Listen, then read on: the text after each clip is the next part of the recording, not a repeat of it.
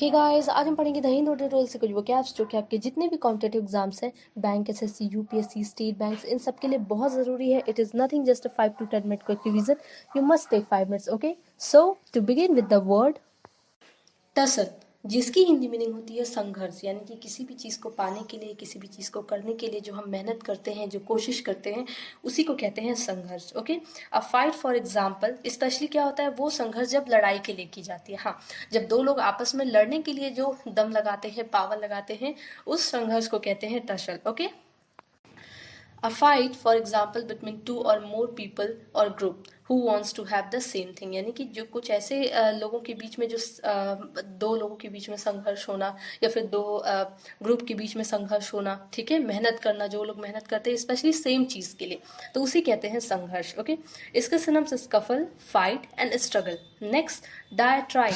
डायट्राइब की हिंदी मीनिंग होती है अभियोगात्मक भाषण, यानी कि एक ऐसा स्पीच जो दूसरों को क्या करे, हर्ट करे, उनको बुरा लगे, यानी कि एक कह सकते हो कि बहुत ही खराब स्पीच जिसमें बहुत ही अब्यूजिंग वर्ड हो, उस स्पीच को कहते हैं डायट्राइब.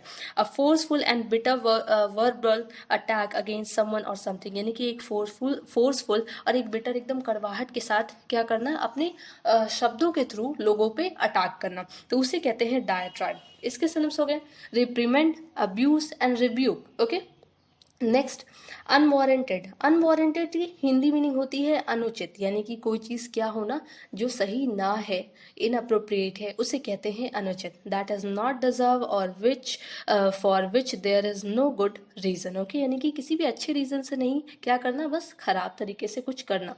इसके synonyms unfair, inappropriate and improper. Next, counter blast. Counter blast की हिंदी मीनिंग होती है तीव्र प्रतिवाद, यानी कि एक स्ट्रांगली रिप्लाई करना किसी भी चीज़ों को लेके, जो एक होता है ना एक स्ट्रांग रिप्लाई किसी भी चीज़ का. जैसे कोई अगर सिचुएशन है, कोई प्रॉब्लम ही आ रही है, तो उसका जो रिप्लाई, अगर कोई सामने वाला अगर जो रिप्लाई कर रहा है वो बहुत ही कहते ना तेजी से और काफ़ी स्ट्रांगली रिप्लाई, उसी को कहते हैं काउंटर ब्लास्ट. इसके synonyms retaliation, backlash. Okay, next, reiterate. अब ये बहुत ज़्यादा कॉमन वर्ड है, कई बार आप सुन चुके हो.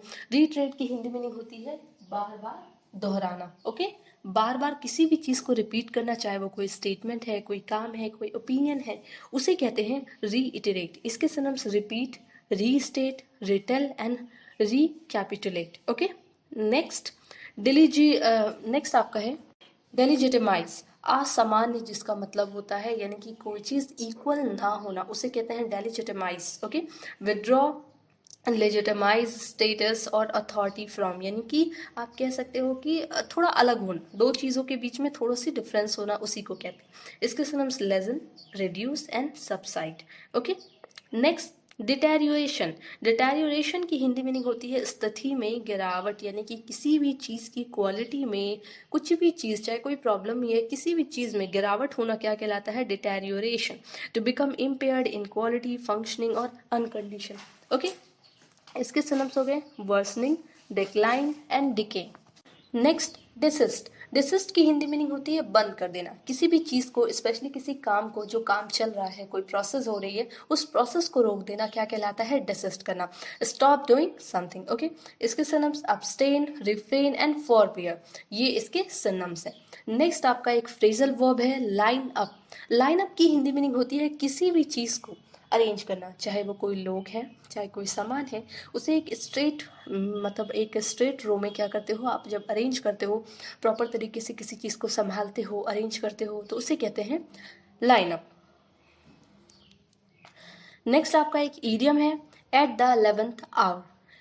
एट द 11th आवर की हिंदी मीनिंग होती है आखिरी वक्त में. ओके, यानी कि कोई भी चीज़, जैसे आपने कोई न्यूज़ क्या की, न्यूज़ बताई eight the 11th our. 11th our का मतलब कि आखिरी वक्त में आपने ये न्यूज़ बताई. एट द लास्ट मोमेंट क्या होता है, एट द लास्ट मोमेंट. तो ये सारे के सारे आज के आपके वोकैब्स थे. आप डेली शाम में 6:30-7 के बाद टेलीग्राम पे आया करो, वहाँ पे आपका क्विज चलता है जो अभी आप पढ़ते हो. ओके, जिससे आपका रिविजन और स्ट्रॉन्ग हो जाएगा. Thank you.